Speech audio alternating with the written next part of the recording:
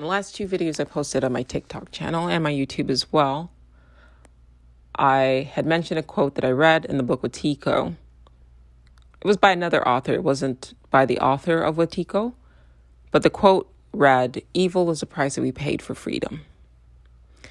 And I found the quote to be unsettling because on one end, while I could understand the author of the quote, and I don't remember her name, but while I could understand why she made such a statement, I found it a bit disturbing.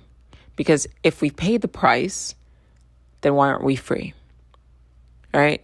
So when you say a quote, like when you mention or you make a statement like evil is the price that we pay for freedom, what comes to mind immediately is yes, right? In order for us to be free, to be truly free, we can't be forced to be good. So having the option of evil is basically a reason why we're free. Because otherwise, forcing people to be good would not make them free. But on the opposite end, what really bugged me about the quote is that we're not actually free. So evil exists, right? And the argument is that, well, if you want to be free, if you want free will, if you want the ability to do whatever you want, you also have to allow for people to cause harm and to do harm, not just to themselves, but to other people. And to me, it felt like, okay, looking around, there is definitely evil, but where's the freedom if we pay this price? I don't have it in my nature to be truly evil. I don't even have it in my nature to be truly cruel. It's not to say that I don't have a shadow aspect of myself that thinks cruel things from time to time. And yes, I am not afraid to admit that. I do have a shadow aspect of myself.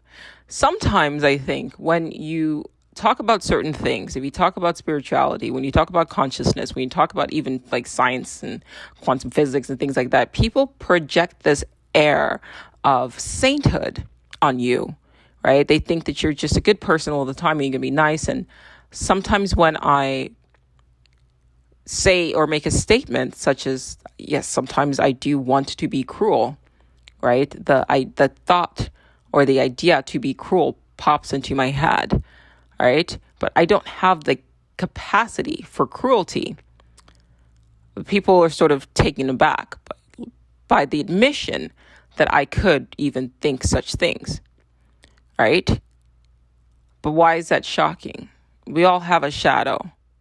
That's something I've been talking about, right? I've talked about toxic positivity. You're not supposed to be happy all the fucking time. It's weird.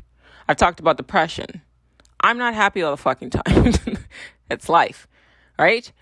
The key, obviously, is to not give in to self-pity, right? The key is to look up and look around and understand that regardless of what's going on, for the most part, if we are to exist in this world, the majority of us, if you're sitting and you're listening and you're comfortable, you're listening on your iPhone, you're listening on your smartphone, you got running water, roof on your head, and you aren't, presently under attack. Nobody's bombing your country. You're not living in fear. There's really not much that you should be feeling sorry for yourself for. And it's not meant, that statement is not meant to chastise you, because understand that I too have fallen into the trap of self-pity. That's basically what depression is, right? You sit back, the internal monologue starts going, and then it just starts telling you all the shit that is not going the way you want it to go. And then you loop and you start feeling sorry for yourself, and then it feeds off of that energy that's being generated. And we're going to talk about the internal monologue some more, all right? But it's there. But that's this world. Everything exists in this world. It's dual by nature. You see the sun, night's coming. You see light, the shadow will be cast, right? What goes up must come down. There's peaks and valleys. That's this world. But to imply that the darkness exists as some sort of price for freedom, I feel like that's weird. I don't think that that's true. And it also feels like a setup. Because we're not free. I don't have it because of the set of circumstances, both in terms of epigenetics, so the genes in which this body has been constructed by and has been passed on. I just come from a lineage of people who don't have the capacity to conduct acts of like severe violence. I just don't. Right? Even if there might be a desire to knock somebody out. Right? Just, I could think it, or I should say that the internal parasite could bring it into my head. But physically, I will not act that out. Because this body, it's not that I don't have the physical capabilities to do so. I'm actually quite strong. I'm very tall, and I'm mostly muscular. And I have fought in the past, but it's usually out of self-defense. But just to be cruel, just for the sake of cruelty, I don't have the freedom to do that because I'm not programmed to do that. Now you can make the argument that, well, can I break free of that programming by, I guess, performing random acts of violence? That's one way to go about doing so. But I don't have the desire to do that because, once again, I'm not programmed that way. So the freedom is not there. The freedom is not, I'm not free to act in that way, even in a way that is truly evil. Does that make sense? And we're just talking about, the capacity of evil. That goes for anything. There's just some things I see other people do that I don't have the freedom to do. Like jump out planes. That's never going to fucking happen. Ever. It's not. And I can hear what some of you guys are thinking. Like, you got to challenge yourself. No, I don't actually. I don't have the desire to challenge myself in that way. It's not built into this programming. And that's just who this avatar is and how this avatar has been programmed to play the game. At this present moment, Joe will not be jumping out of a perfectly functioning plane. I don't have the freedom to do that. But there are other people that I watch. And is there a part of me that desires to do that? There is a part of me that wishes, that has a desire to have that level of freedom to jump out of the plane. But then those people who have the capacity to jump out of perfectly good planes may not have a lot of the things that I have sort of intrinsically and naturally, capabilities. Does that make sense? So we're not free for many reasons. We're not free because of our genetics, right?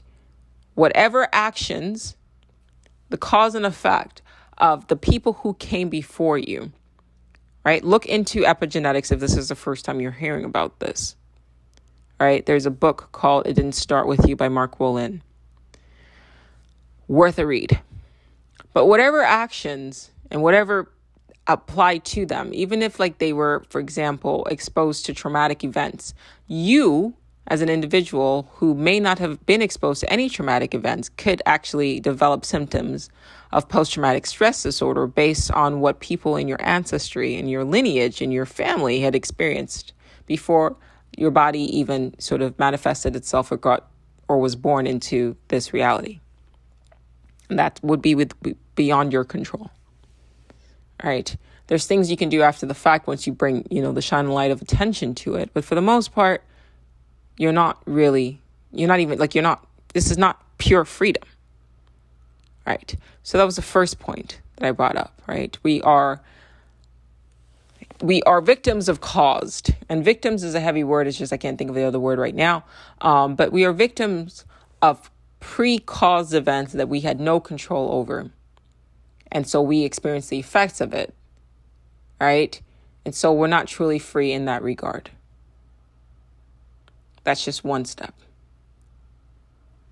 2, the body itself, in a way, restricts consciousness.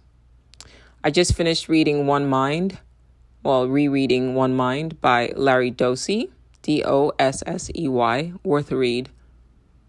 And in it, the whole entire book is basically giving just examples upon examples upon examples on how, one, we're all one mind, one collective consciousness, having a simultaneous experience through different forms.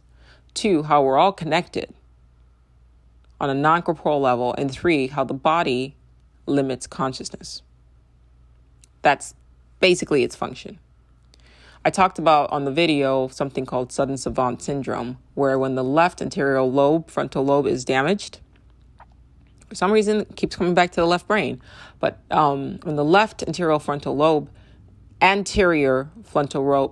frontal lobe, my left brain is like fucking with me right now, is damaged, it allows for the sudden development of like astonishing like levels of creativity, of art, math, and science. So typically neurotypical people experience some sort of damage to the left brain, and then all of a sudden they develop like extraordinary skills in art, science, math.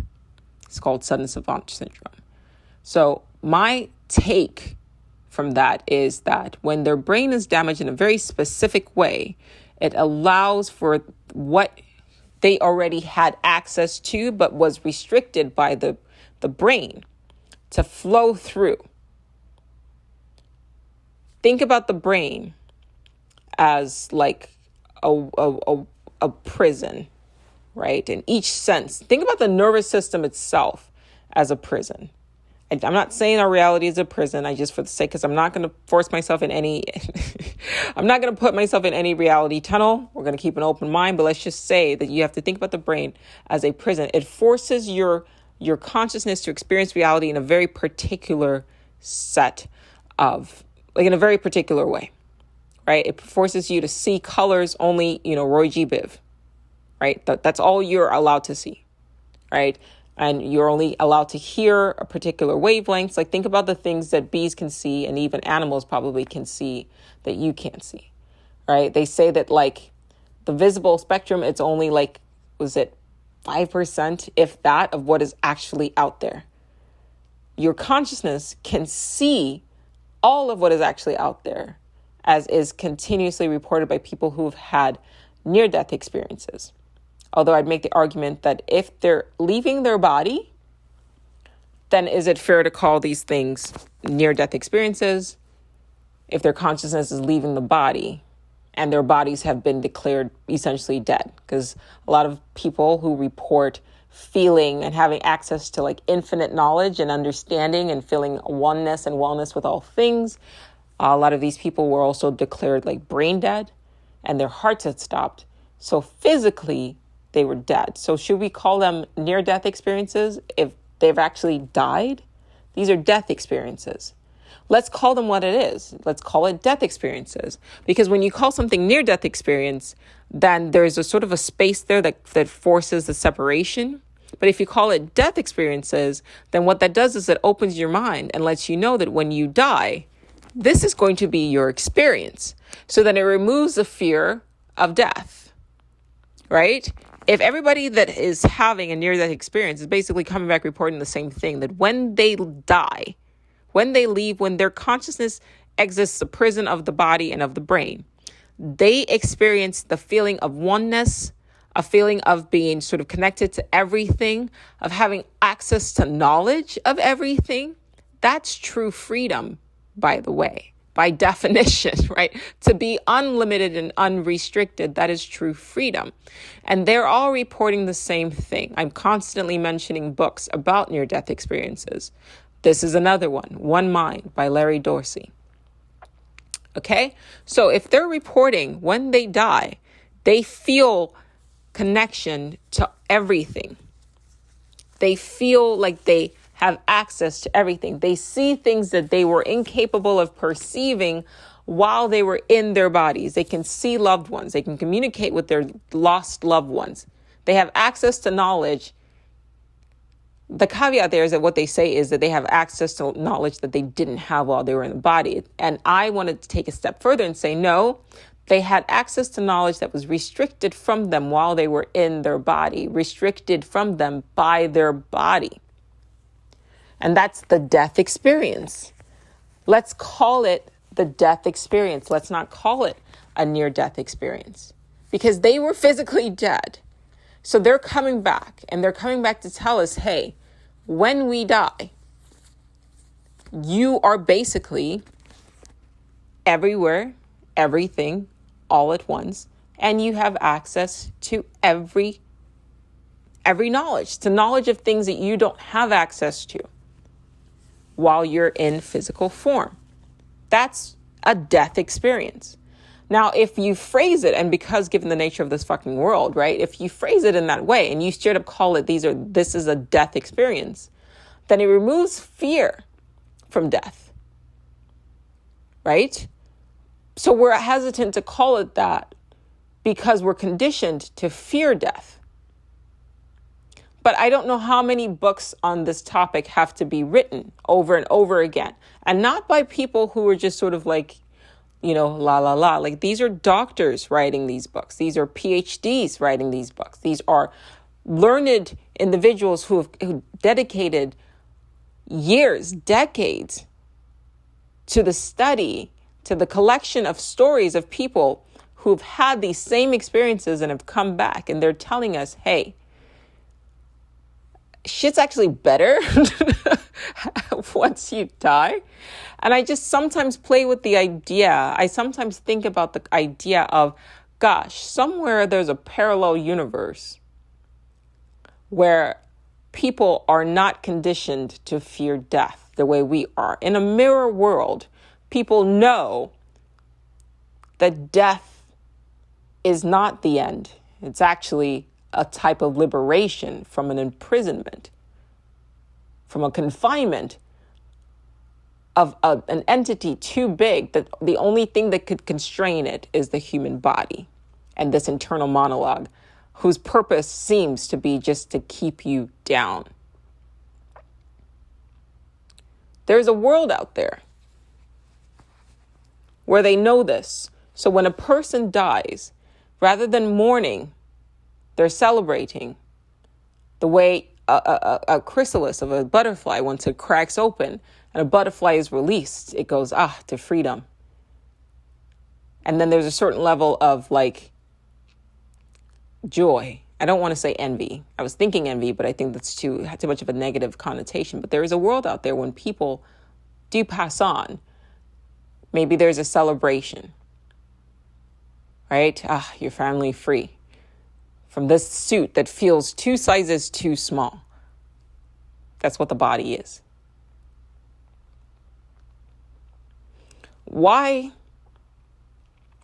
do you need to damage your brain? Why does the brain need to be damaged for you to have access to creativity, unbridled creativity, to knowledge? Why do you have to shed the body for you to have access to peace and the sense of oneness? And then they come back into form. And that's the same thing that I've always talked about. People who have near-death experiences, for the most part, the majority of them, all report not wanting to fucking come back here and being told that they had to come back here, which is why I don't think it's a prison. I try to avoid the prison camp because it seems like they're returning out of a sense of duty, and the entities that are telling them that they have to come back are saying it because they know that on some level they're not done serving their time. And the reason why I'm saying that, because I have railed and rallied against these entities before. The reason why I'm saying that is because if these people who had the near-death experiences, let's call it what it is, if these people who had the death experiences didn't come back to share their stories, I wouldn't be able to talk to you to tell you that there's nothing to fear at death. Scientists like Dossey and Russell Targ and Joe Dispenza and what's his name, Ramachandran, all of these physicists and neurologists and thinkers are all coming and reporting the same thing. Jim B. Tucker, right? If these people didn't come back to report their death experiences, then we would know nothing about what's out there. So while in the past, I've sort of had issue with people being, quote, forced to come back into this world when they don't want to, after having a death experience by entities who say you have to come back. I now can understand that if these people didn't come back, then we wouldn't know to not be afraid. So they're serving the purpose of the greater good, right? And it couldn't just have been one person to come. It couldn't have been 10 people come back. It couldn't have been 100 people. It had to be so many, more and more coming back, because one person could have been dismissed. 10 people could have been dismissed. But when more and more people are coming back, it becomes a collective effort to sort of wake up the humanity and say, listen, there's nothing to fear. Now imagine, one, the humanity started to move with the understanding that we are essentially gods, as we have defined gods to be. Everywhere, all-knowing, and powerful. In the book One Mind, for example, there was a group of firefighters who had sort of had been taken over by the fire, and their bodies were burned, and they all had a close to death experience. I would argue that they had died. And then they were given the option of whether or not they should come back. This was a collective shared experience, out of body death experience. And they said, well, I would come back to the body, or we would come back to the body, but our bodies are badly harmed. They're charred, they're burnt. And they were told, if you come back to the body, nothing will happen to the body. And sure enough, when they re-enter their body, somehow they were out of the fire and nothing was wrong with their body. Well, that's power. By definition, something altered the physical form and they were able to re-enter. So that's power. So whatever it is that's happening in this world, we have to take a bigger, broader perspective. I'll say that again. Whatever it is that's happening in this world, we can't afford to look at each other as individuals. We have to look at each other as one mind, working towards a collective goal. A goal that benefits one mind. But for whatever reason, it has to be individuated, and I'm not there yet. I don't know why. I have had theories, which I'll share with you guys now. I was thinking about, for example, in the last episode, I talked about the microscopic black holes that occur in space. If a microscopic black hole can occur in space, and then sort of the body is not technically physical, right? Your body is kind of a wavicle. It's a collapsed wave function. It operates, we believe it's physical because we touch it and we think it's solid, but it's actually a repulsive effect. And this is something that occurs in physics, so they know this, right? So if microscopic black holes can occur in space, then microscopic black holes can occur everywhere, including in the mind. And I was thinking about simulation theory. Now, what we come to understand as a simulation hypothesis is based on our present level of understanding of technology, right? So when I say we're in a simulation, most people imagine a computer, headset, a VR, something like Upload, where you can just like control a body, or something even like altered carbon, where you can store your consciousness onto a chip and then you stick it into a physical form. But that's still operating from our primitive understanding of technology. Any advanced civilization advanced enough to create this world, to simulate this world, would be advanced enough to bend reality itself. Because if you think about it, we have string theory, we have quarks, we have subatomic particles. Our smartest, most greatest programmers in our reality alive right now can't create an atom, right? So whatever it is that created this world, look at DNA and how extremely intricate, just even one protein, a code, a DNA code, and just one code, just how dense, how much data is in just one little code of DNA. one molecule of like protein. Okay, so clearly we're dealing with this like an advanced intelligence. And my argument is that anything that's advanced enough to create this world would also be advanced enough to have evolved, technologically evolved or advanced beyond wires and cords. Just like when we think about alien invasions, what we first think about is what we're programmed to think about is a dude on a spaceship with a big head and big eyes saying, "Take me to your leader." But it's a failure of imagination. Anything that's capable of traveling across space and time, we can't even travel across space and time on what we are imagining aliens would be able to travel across space. We're just being arrogant, right? So anything that would be able to travel across space and time would not necessarily need machine, would not necessarily need to burn fossil fuels. They would more than likely utilize things like wormholes.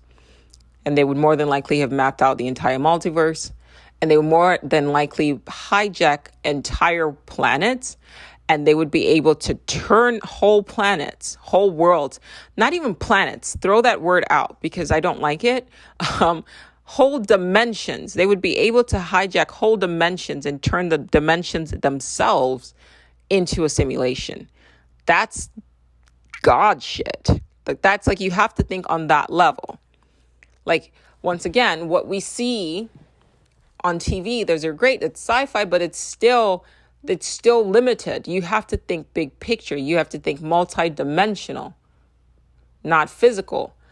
See, the limitations are imposed on when you have a mindset, right? Some of our greatest minds have been limited by materialism, by materialist mindset. When you're told your brain generates consciousness and that all you see is all there is and that everything is just physical, then if you subscribe to that mindset and you're creative, then you're going to write stories with that mindset. That's why I say avoid parking your mind into a particular reality channel or viewing reality through a particular channel, right? And that's something that Cosmic Trigger, really good read if you're interested in how to break your mind from doing that, by Robert Anton Wilson. A sufficiently advanced civilization, millions of years old, billions of years old. You got to think big picture. Like look at how much we've advanced technologically in the last 100 years. Now, throw yourself to the future. Maybe even a parallel universe if you don't think that our civilization is going to make it 1,000 years. Let's put yourself in a parallel universe where people in that civilization, in that dimension, in that reality don't have the issues that we have had. What would they be capable of in just 1,000 years? In 1,000,000 years? They would be able to turn whole dimensions into games. And it wouldn't be a VR helmet that you put in your head. It would be using wormholes to like they would literally create, like their artists would use atoms and subatomic particles to create new life forms. They would be what we would call gods. I'm just making the argument that that is who we are already. And so whatever this world is, perhaps it's a dimension that our consciousness has sort of entered into and is hijacking, terraforming, jailbreaking. I toggle, depending on what week you catch me. But what if that's what's going on? Then you have to sit back and really go, I literally am not the person that I see in the mirror. Like you have to more and more. I'm going to keep echoing this until it clicks, until it clicks. That's not you. Because if the brain does not generate consciousness, then consciousness is not bound to the brain. The analogy that Dossey used in his book, One Mind, is like, think about it like a television. You can view a movie on the television. You break the TV and you can no longer see the movie, but that doesn't mean that it's the TV is what is generating the movie. Something else. There's so much other shit going on for you to just be able to see that movie. And that's the same thing with your brain. If you damage the brain in the wrong way, you can obviously cause brain damage. But that doesn't mean that the brain is responsible for who you are and what you perceive and this entire sort of reality, augmented reality. So you have to shake free of literally anything that confines your mind into perceiving reality in a particular way. So the thought that I had was, imagine when a person dies, people who die, they report this sort of tunneling that occurs, right? They say it's the light at the end of the tunnel. Imagine an advanced enough civilization that finds a way to use microscopic wormholes to access the minds of species in other dimensions. I'll say that again. I mean, this would be a great story. I really need to get to writing. But imagine another dimension, godlike entities from another dimension who figured out a way to map all of the wormholes, if not just generate wormholes, not just out in space, but generate wormholes in minds, in brains even, a species across the multiverse in the third dimension. And then they send their consciousness, so microscopic, to us in the third dimension, but perhaps full-sized in the fourth, fifth, sixth dimension, wherever. And they come through. And it's not even like an upload process. It's literally like a coming through, a tunneling process where you send, imagine that they're no longer physical. Who you really are is no longer physical. It's advanced beyond that. But they're coming back to have a physical experience. This is like an evolved concept, an evolved discussion of what I've talked about on the Dark Oracle's Guide to the Multiverse, because I'm adding more information as I'm learning. So they send they are just pure consciousness. And this is how they exist. And they send themselves through the wormholes. That tunneling effect that a person sees as they die could be literally just their consciousness exiting the dimension. Let's say this entire dimension, let's say the entire third dimension itself is a type of augmented reality, a type of augmented dimension in which these non-corporeal entities, what we call consciousness, comes into and out of. And so when you have a death experience and you see that light at the end of the tunnel, what if that tunnel is actually a wormhole and the light at the end of the tunnel is just the other dimension? I've made an argument on this podcast and on my TikTok and YouTube as well that this exiting happens every time you sleep and wake up. We're just constantly coming in and out. And this would make sense because the time dilation that occurs while you sleep and you dream, if you say that, okay, your consciousness, who you really are, is actually exiting through a wormhole, then you know that feeling you get when you're like waking up or you wake up too early, like something startles you awake and it's this like whooshing feeling that you get.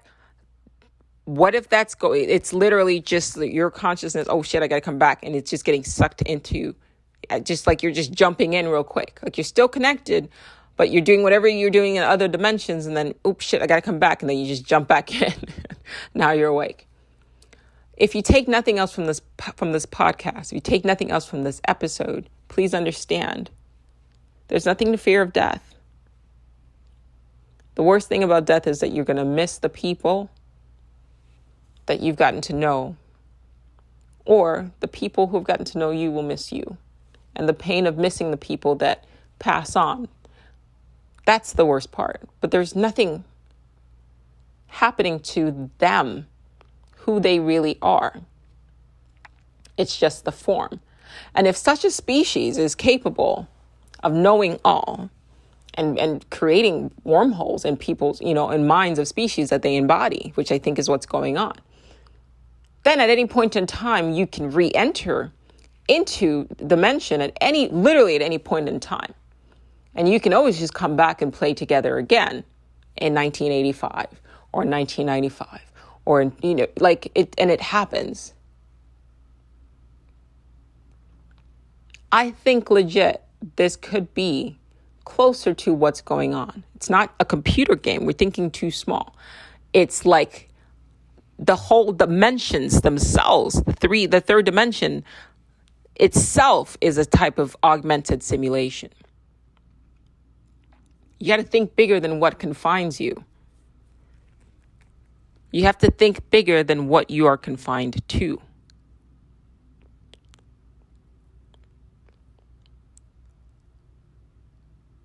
Now, I'm going to shift to the discussion of the mind parasite. I've kind of been going in because I think it's important. What's more important than this thing in our heads? What is it? I don't rightly know. Could it be something that has infected our bodies? Perhaps.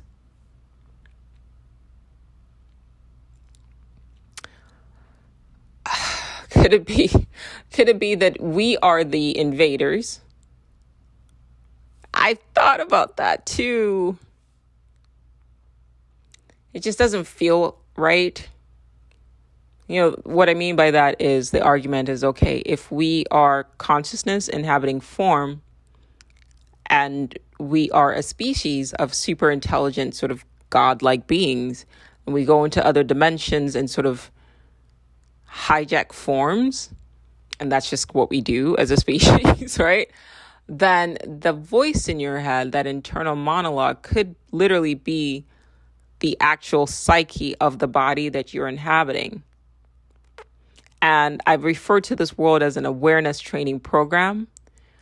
Could the idea then be that when you come in here, you're essentially attempting to dominate or tame the psyche of the beast that you as a god are attempting to sort of control, to tame?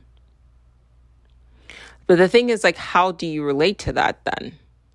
Because on one end, if you call it a parasite, right, then you at least know it's very straightforward. Everybody's infected. You observe people. You can have compassion for them. And you know that they're battling. And that's why I like that better. And I feel like it's still the case.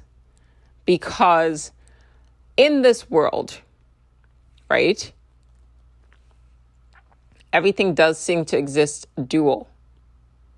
And I will say this, from everything that I've learned about mythology, if you're realizing that the gods, everything that has been written about gods is actually being written about who we really are. If you take a step back and go, wait a minute, it's humanity, we are the gods, then understand that even the gods themselves, us, these stories that we write about gods are a way to remind us of who we really are. But even the gods themselves are bound to fate.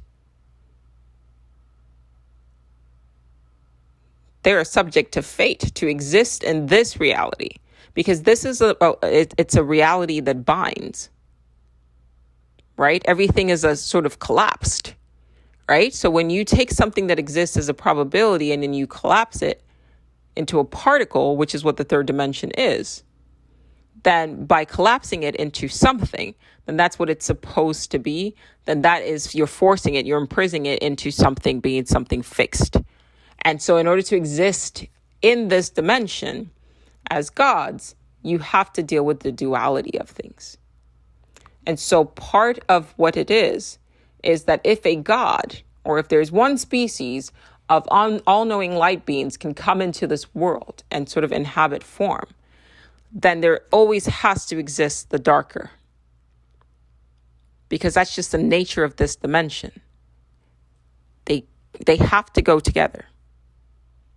So then if that's the case, then this parasite is essentially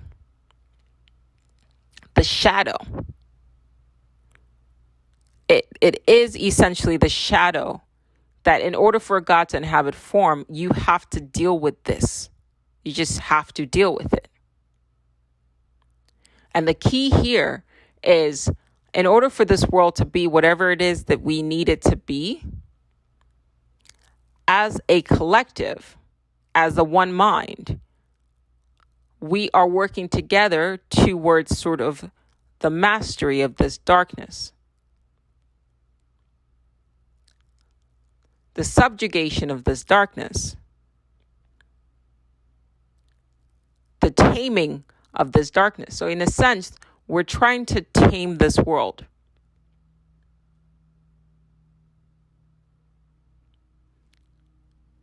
Perhaps that's what's going on. Because then you can also take a step back and understand, like, we're not subject to these things, right? So you just keep coming in and coming in and coming in over and over again as you try to get stronger and better. And by you, I mean like the whole entire mind. It just loops and it learns and it grows and it adapts and it changes as it tries to sort of dominate the shadow or live or balance it, be balanced with it. Because right now, at this moment in space-time, it's out of balance. Look around. Most people don't know who they really are. So it's out of balance. Everything it's dark. All right?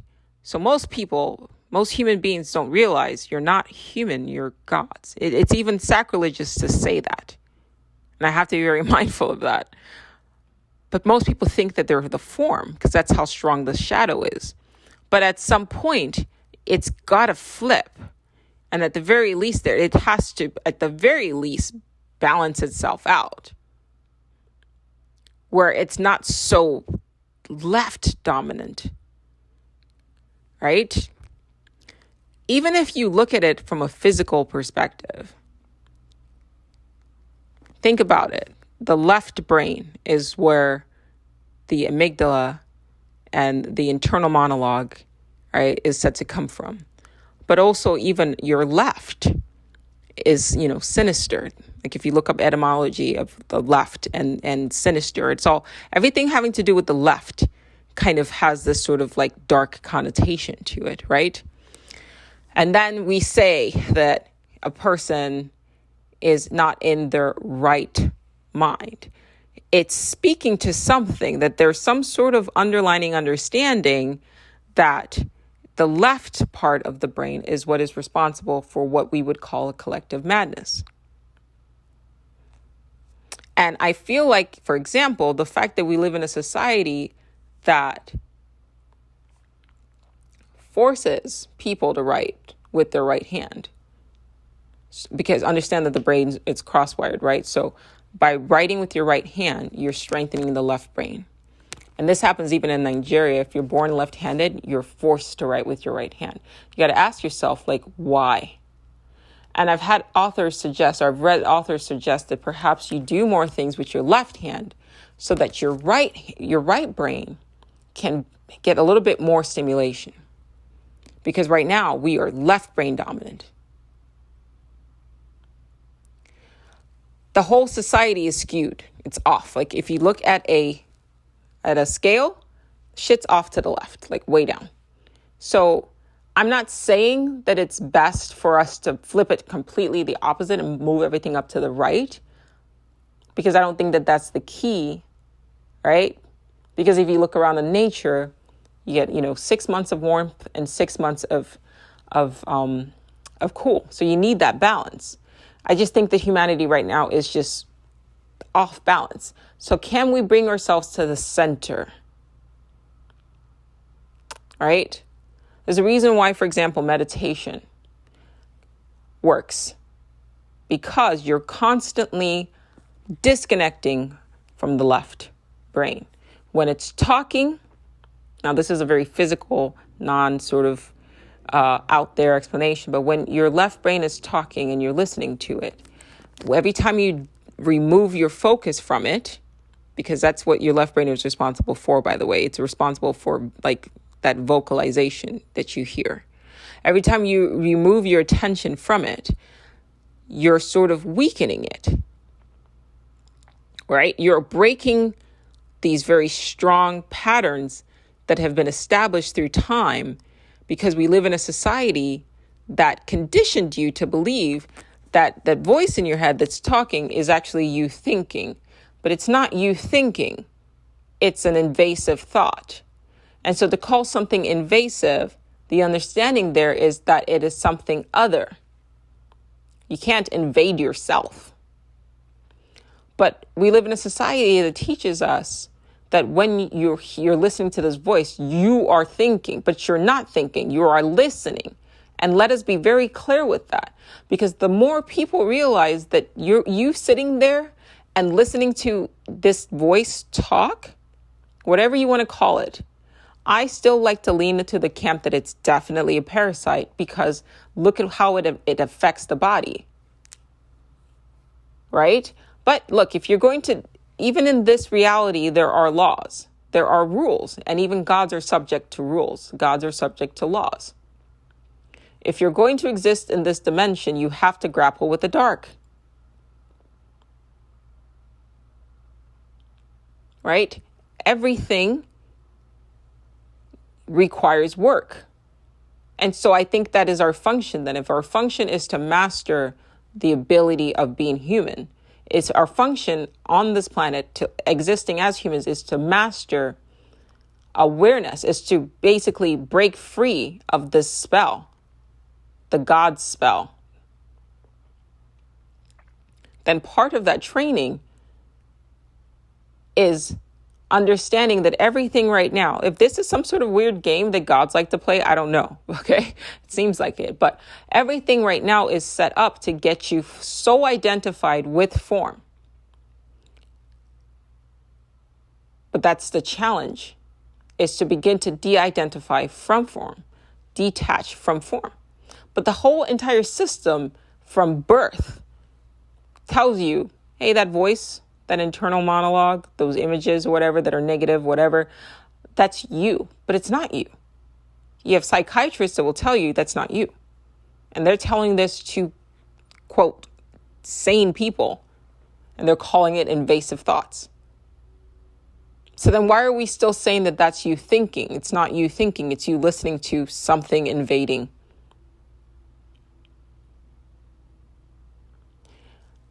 I think to exist in this dimension, you have to exist and understand that this is just a shadow. But the key is to not be dominated by the shadow and to have compassion for those who are. So from birth, like I said, I keep saying, you are conditioned to think that listening to the voice is thinking. And that you should be a thinker. Everything is set up to kind of fuck us up, isn't it?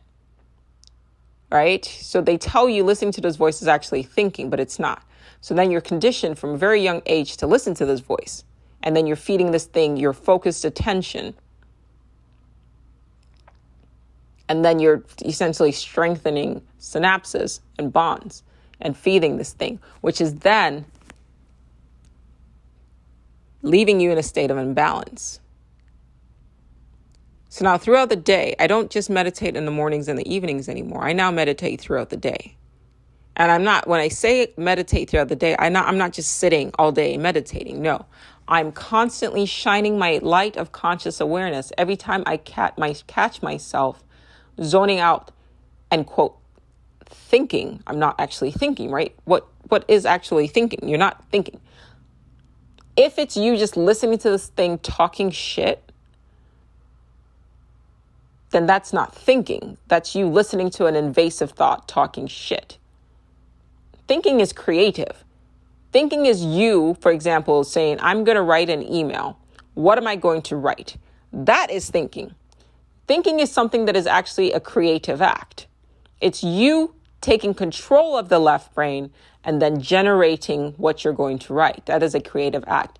What we have been conditioned to think of as thinking is not thinking. It's you sitting and listening to invasive thoughts. And that is what leads to suffering.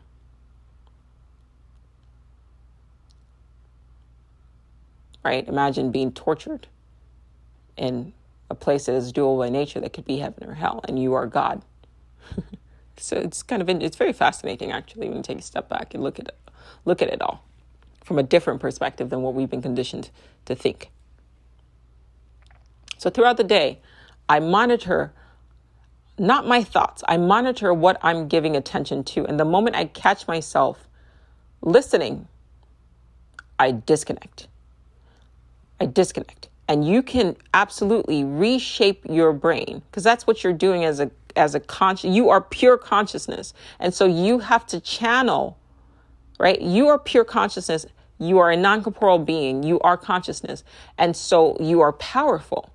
And so what you give the energy of your consciousness to, what you focus consciousness on, what you focus awareness on, because you are pure awareness. So you think about it as a spotlight. What you shine your consciousness on is what you empower, because you are energy, is what you're giving energy to. So whether or not you believe it's a parasite, you shining your light of consciousness on this thing as it continues to talk is you giving your power to this parasite. Or if you think it's something physical, then understand that by you listening to this internal monologue, you're actually strengthening neurons in the left brain that will continue this. So you want to reshape your mind. You literally have the ability to use your mind to reshape physical matter. It is happening. It happens when you meditate.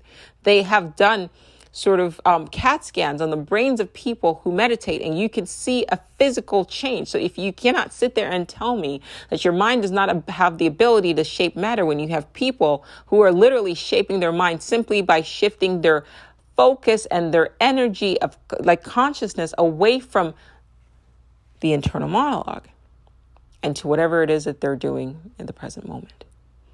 It's their breath, right? You do that over time and you change the brain. Or if you want to take a non-corporeal, non-physical perspective, you want to take a more, quote, out there approach, you do that consciously and you starve the parasite. But the key here is you choosing what you're going to focus your energy on. Are you going to focus your energy on this thing? Or are you going to focus your energy on what it is that you want to focus on? And true thinking. Through true creativity, because that is how you are meant to exist as a God, is to channel your creative energy creatively, not destructively, creatively. I want you, when you interact with people, we've all got into the bad habit of seeing, I'm going to go back and shift back to the parasite theory. We've all gotten in the habit of when we interact with other people to see the parasite that has taken their form, that is operating as their doppelganger and is speaking through their mouth, that has hijacked their left brain and is speaking through them. And we see them as the parasite. And so you say, this person is this and this person is that. It's not them, it's the parasite. I want you to turn and take a step back and see the God in people. One of my favorite songs is a song from I'm not going to say it properly. Rabdenaba. Hold on. I believe the movie is called Rabne Bana Dijodi. Obviously, I'm not Hindu. It's not my first language, at least not in this existence or in this reality. But there's a song called Tushmin Rab Dikta Hai. Tushmin, I apologize for destroying this, but Tujni Rab Dikta Hai.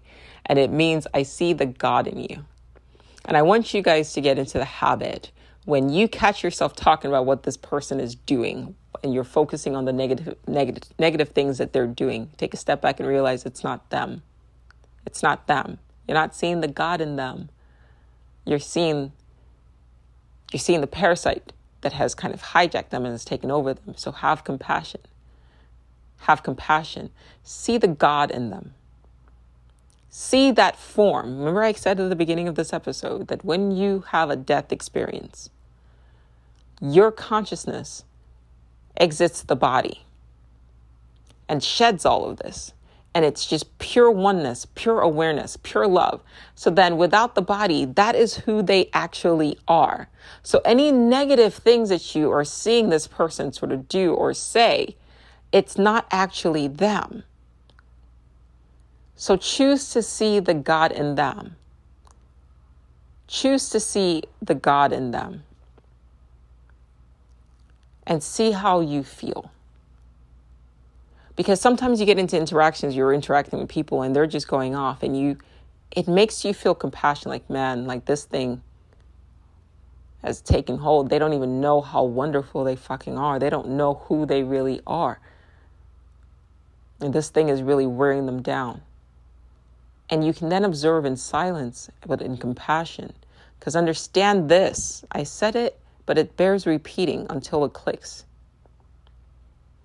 Just as you struggle with that internal monologue and you up until this moment in your life have constantly been feeding it unknowingly with your focused attention and growing this thing. And it has dominated your life. And you thought it was you. Because you thought that listening to this thing was thinking. So have they. Every person you're interacting with has been in this, they're sitting listening to that same shitty voice. So if they're doing things that aren't loving, that aren't kind, that are just sort of oppressive, that they're hurting themselves because they're also feeding this negative, like this thing, this parasite. But on the opposite end, they're suffering. Just like you suffer with the voice. They all have it. Even people who swear I don't have an internal monologue. Yes, they do. Read The Power of Now. Yes, you do. You're just so identified that there's no space. If you don't think you hear this voice, ask yourself, then where does anxiety come from? Why are you anxious? Why are you afraid? Why are you fearful? Why do you have resentment? Why do you have regret? What is causing you to generate those feelings? If you slow down long enough, you'll know that whatever it is causing you, that's throwing you to the past or throwing you to the future, that's the internal monologue. It's not always, it's so fast because some people are so identified with it. All they can do is feel what it's making them feel, but then use the feelings as an anchor, as a click to wake you up. Wait a minute, something that's not, no. Why am I leaving this present moment to go to a past or to go to the future when I'm supposed to be right now? That's it right there. So choose to see the God in people. Don't allow, in the book Watiko, he actually does a great job of talking about this. There was a chapter on there that was like really creepy. He said this thing embodies, it walks like you. It's a doppelganger. So don't allow something that has temporarily hijacked the body of your loved ones to impersonate them. Give them space and meet them with love, because that's who they really are, is love outside of form. All right, so I'm going to end with that. And I also want to say thank you guys for everyone who went and have left reviews on the podcast. I just wanted to say I'm very, very grateful and appreciative. Thank you. We're back to 5, guys. Woo! All right, guys. I'll catch you on the next one. Have a beautiful week.